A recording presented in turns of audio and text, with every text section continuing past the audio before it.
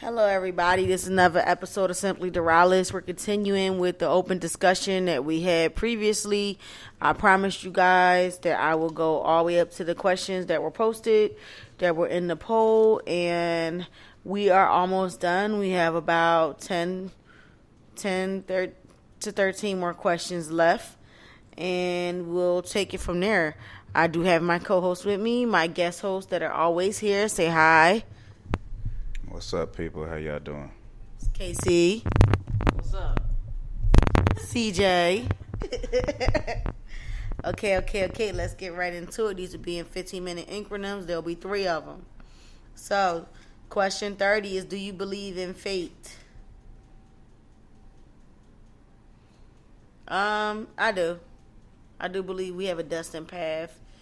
And it depends on our life decisions. We have several different paths that we could take. It depends on the decisions we make that set us on whatever path that we are predestined to make or to take.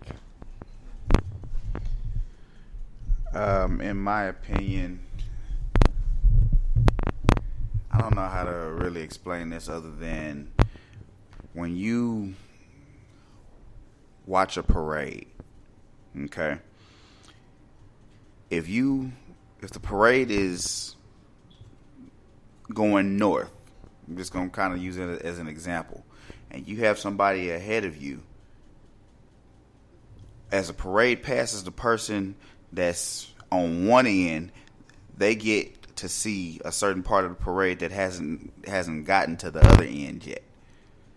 So, with that being said, God sees the parade from a different standpoint because he's looking at it from the top. So you can see the back, the front, the middle, the end. And that's how I believe life is. He can see what's about to happen before it even gets there. So I believe it's all in his plan. So it's kind of hard to say fate per se, but that's just my opinion of it. I have no clue. I don't know. Okay. Something to think about. All right. 31. What is the biggest challenge facing the next generation? Honestly, I feel like the biggest challenge that they're going to face is challenges that were already faced back in the day, like with race. Challenges that's been here that's never really left. Like with race, technology is a new one. Police brutality, that's as old as the days like police began. They're going to have to deal with a lot of gentrification. I think those are some challenges that our youth are going to have to face. Yeah. And it's getting a lot more violent. And it's a lot less morals because people don't hold hot beliefs and they don't practice just common moral stuff that people had back in the day. So the biggest challenge facing the next generation, honestly, is life.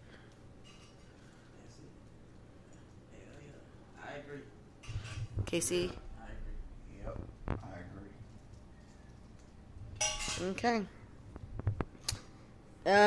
Can you break free of your past?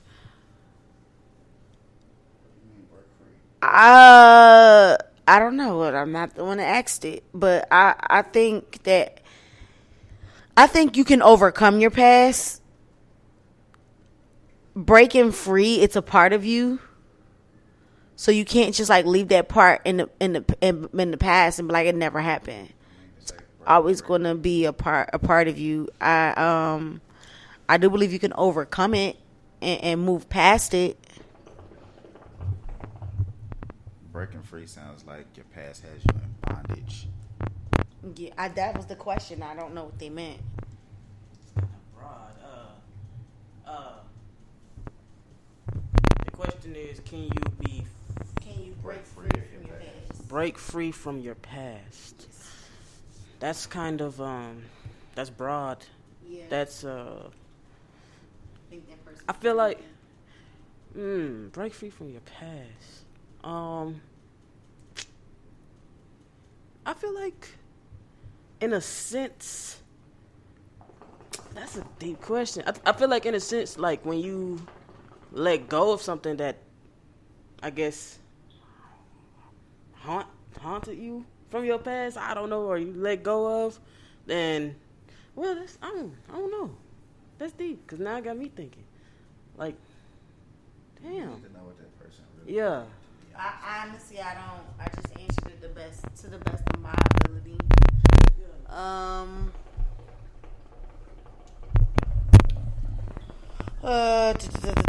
What are some examples of justified violence can you accept? I don't want to answer that. Say that one more time. I think when someone is acting in self-defense, I feel like when someone is acting in self-defense, when someone is standing up to a bully, when someone is even on someone else's behalf, when someone is standing up for a child or a victim that's really a victim. Agree with all of those. That's all I got to say on that topic. Yeah. You got a lot more to say. You just not going to say it. Okay. Okay, when does a victim become a victim? I don't understand what that question means. Victim becomes a victim as soon as it's a situation where they're put down in a matter, in some type of matter that they are subject to something that's technically kind of against their civil rights. Okay. CJ? I'm going to go with Casey on that one. I'm going to go with Casey, too. Okay, so how do you feel about leaving your comfort zone? For me, it's difficult, but I get outside of my comfort zone a lot because life doesn't give a fuck and it forces you to. But I don't know. It depends on the situation. Like it sometimes it just has to happen, and you got to put on your big girl pants or big boy pants. For me, I'm a chameleon, so I can blend in with a lot of different scenes and situations, I guess. And I care, but I just don't care, if that makes sense. Mm-hmm. Like, I don't care what nobody feels about me or how I move and everything like that to a certain extent, but, like, I don't know, sometimes your comfort zone is just a block in your own mind, and it could be holding you back too. Right. So, yep. I think everyone cares about something To a certain extent. All right. So the question is what again? I'm sorry. How do you feel about leaving your comfort zone? How do I feel about leaving my comfort zone? I have to force myself to leave my comfort zone. Sometimes I do feel like my comfort zone can get in the way of my success. But I do force myself to leave my comfort zone. And I have bad anxiety. But sometimes it don't show. But in my head, it's like, oh, my God. Like, you know what I'm saying? So when I'm out my comfort zone, sometimes it kind of messes with me. But other than that, yeah.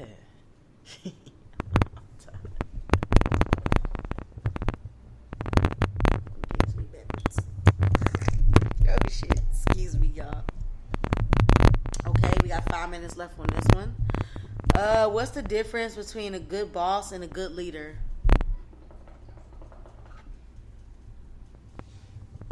Does that look like you want to talk first? Bosses and leaders. I believe a good leader and a good boss, somebody that works their way from the ground up rather than trying to go straight to the top based on theoretical knowledge, which is basically, somebody that goes and they say, oh, I'm certified for this, I'm certified for that, but you don't have no experience. You know, you come in there and try to push paperwork and this, that, and the other, but you don't know what's really going on the ground level. So I feel like a good boss, even if you come into a position like that, subject yourself to the people that's actually doing the work up under you, so that way you know the full ins and outs of what's actually going on. That way you can kind of relate to the people that's doing the work that's actually making you successful at the top. Yeah, I agree. A good leader and a good boss, they are empathetic, they're understanding, they're open-minded. You can't be closed-minded. They try to put themselves in your shoes instead of just reaching the most horrible conclusion or assumption. So I would say patience as well, and being humble. They all makes a good leader and a good boss. Someone who reacts with logic and not emotions. And I'm not saying you can't be emotional, but you can't base your decisions on that. You can be emotional. It's times to do that, and you have to recognize what those times are. And someone who's not scared to keep learning and not scared to ask for help when they need it, that also makes a good leader and a good boss. Because we don't know everything. What's the diff? Or am I just did that? Is technology something to appreciate or fear? I don't think it's nothing to fear. Yeah, you can appreciate it, but you got to proceed with caution. Because there's a lot of these celebrities know technology got you in trouble. What do you think, Casey?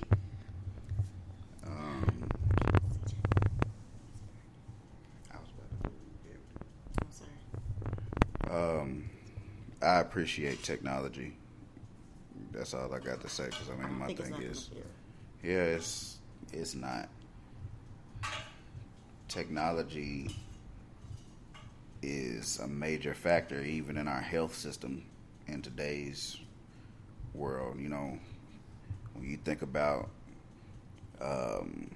x-rays, CAT scans, all of those different forms of technology. Hell, Uber, that's a whole technology company that opened up income for millions. Mm-hmm. So yeah, I believe in good technology. It's not a bad thing. I agree.